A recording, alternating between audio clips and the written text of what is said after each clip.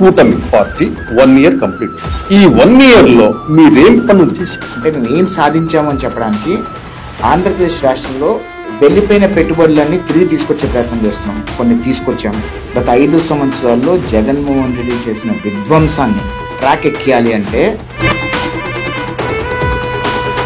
చంద్రబాబు నాయుడు గారు 16 నుంచి 18 గంటలు పనిచేస్తున్నారు. రోజు మార్నింగ్ 7:30కి సెక్రటేరియట్కి వస్తారు, ఈవినింగ్ 8-9 వరకు సెక్రటేరియట్లో ఉంటున్నారు.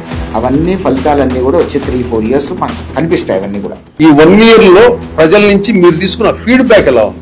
నేను ఒక విషయం చెప్తానండి, జగన్మోహన్ రెడ్డి జీవితంలో ముఖ్యమంత్రి కాలేడు. ఆంధ్రప్రదేశ్ రాష్ట్ర ప్రజలకి రాష్ట్రం మీద ప్రేమ ఉండదు, భాష మీద ప్రేమ ఉండదు. ఒక పనికిమాలిన నాయకుడిని ఎంచుకున్నారు.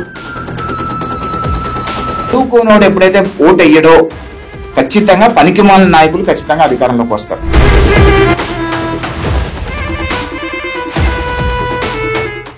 ఓట్లకు చంద్రబాబు నాయుడు డబ్బులు ఇవ్వడు అన్నారు. అంటే మీరు ఎలక్షన్స్ లో ఎప్పుడు కూడా ఓట్ల కోసం డబ్బులు ఎప్పుడు పంచలేదా? మీరు పంచుతాం, అది ప్రతి రాజకీయ పార్టీ పంచుతారు, పంచుకుంటే ఏముండరు. కానీ జగన్మోహన్ రెడ్డి పంచడంత పంచలేడు కదా చంద్రబాబు నాయుడు గారు. ఈరోజు 2,000 కోట్ల రూపాయల లిక్కర్ స్కామ్ లో జగన్మోహన్ రెడ్డి బొక్కలు వేయకూడదా అండి?